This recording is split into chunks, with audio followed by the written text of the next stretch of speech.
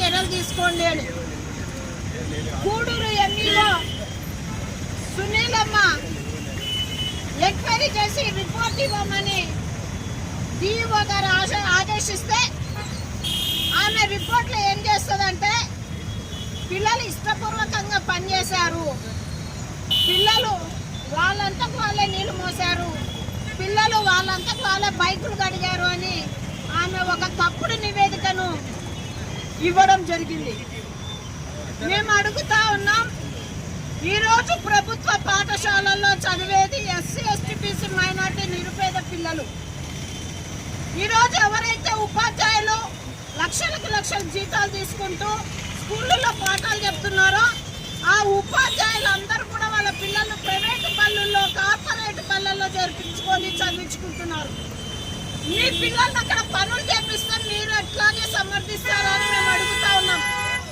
MEO గారిని కూడా అడుగుతా ఉన్నాం, మీ పిల్లల్ని పాఠశాలల్లో పనులు చేపిస్తే మీరు ఇట్లేగా సపోర్ట్ చేస్తారని చెప్పిస్తున్నాం.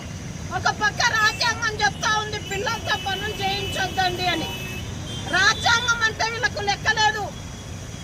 ఒక ఉపాధ్యాయుడు టేబుల్ మీద కాళ్ళు వేసుకొని కాళ్ళు పెట్టుకొని పాఠాలు చెప్తాడు. ఈరోజు మనబడి మన ఊరు మనబడి ఈరోజు ప్రభుత్వ నిధులతో ఈరోజు బళ్ళను పాఠశాలలను డెవలప్ చేస్తూ ఉంటే నేటికి కూడా ఇంకా చెట్టు కింద పాఠాలు చెప్తున్నటువంటి పరిస్థితి. ఎండకు పిల్లలు కూర్చొని పాఠాలు వినాల. ఇట్లాంటి పరిస్థితి బూడిదపాడు జిల్లా పరిషత్ పాఠశాలలో ఉంటే ఎంఈఓ గారు తప్పుడు నివేదికలు ఇచ్చి ఆ పాఠశాలలో అట్లాంటివి ఏమీ జరగలే అని చెప్పేసి రిపోర్ట్ ఇస్తారు. ఆ రిపోర్టును చూసి వాళ్ళు మూలకు పెట్టారు డిఈఓ ఆఫీస్ వాళ్ళు.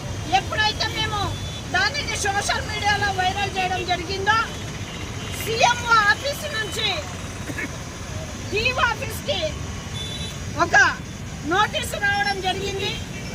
అప్పుడు వాళ్ళు స్పందించి పాత డేట్లు వేసి షోకాస్ నోటీసులు ఇస్తారు డిఈఓ ఆఫీస్ వాళ్ళు. మేము అడుగుతా ఉన్నాం, సీఎంఓ ఆఫీస్ నుంచి మీకు ఆదేశాలు వచ్చే వరకు మీరు చర్యలు తీసుకోరా అని అడుగుతా ఉన్నాం. డిఈఓ గారు నిద్రపోతా ఉన్నారా? మేము పీజీఆర్ఎస్ లో పిటిషన్ ఇస్తే ఆ పిటిషన్ మీద జిల్లా కలెక్టర్ ఇంతవరకు చర్యలు లేవు. అలాగే గత 2 సంవత్సరాల క్రితం ఎమ్మిగనూరులో 13 సంవత్సరాల అమ్మాయి పెళ్ళయి భార్య ఉన్నటువంటి అబ్బాయికి ఇచ్చి పెళ్లి చేసి 2వ వివాహం చేస్తే 13 సంవత్సరాల అమ్మాయికి బాల్య వివాహం చేస్తే ఆ రిపోర్ట్ అన్ని కూడా మేము ఆధారాలతో సహా డీసీపీఓ శారద గారికి అందజేయడం జరుగుతుంది. అయితే అప్పుడు కూడా ఆమె ఏమీ చర్యలు తీసుకోలేదు.